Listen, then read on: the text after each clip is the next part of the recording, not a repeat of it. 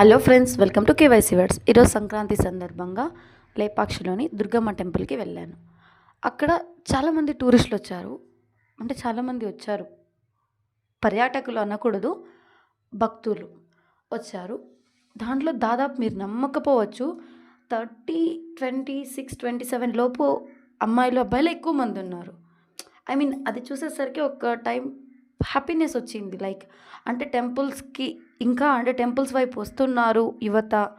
అంటే వివేకానందుడు చెప్పినట్టు యువతే దేశానికి మొదటి బలం అన్నట్టు ఖచ్చితంగా అనిపించింది, హ్యాపీగా అనిపించింది. కాకపోతే ఒక టైప్లో బాధ కూడా వేసింది. వాళ్ళు కేవలం గుడిని ఒక టూరిస్ట్ ప్లేస్ లాగా, పర్యాటక కేంద్రం లాగా మాత్రమే చూస్తున్నారు.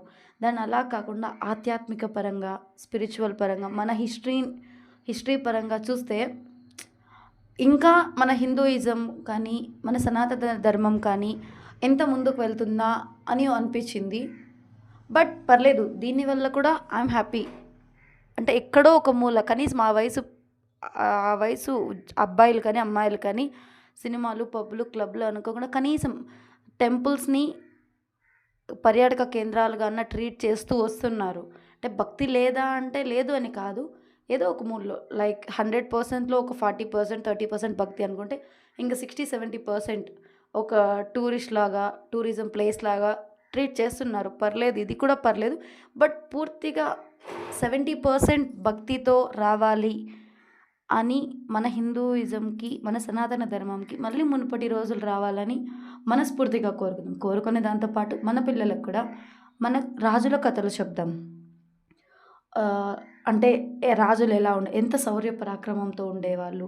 బ్రాహ్మణులలో పరశురాముని గురించి చెప్దాం. అంటే ఆయన ఎంత కోపిష్టివాడైనా కూడా ఆయన కేవలం అధర్మంగా అందరినీ దండించే రాజులైనా కూడా వాళ్ళకి ఒక బ్రాహ్మణుడైనా కూడా క్షత్రియులు అధర్మంగా బిహేవ్ చేసే క్షత్రియులకు ఎదురెళ్ళి రాజుల్ని అంతం చేయగలిగినాడు. అటువంటి గొప్ప వీరుల గురించి చెప్దాం. ఇంకా ఎందరో ఉన్నారు.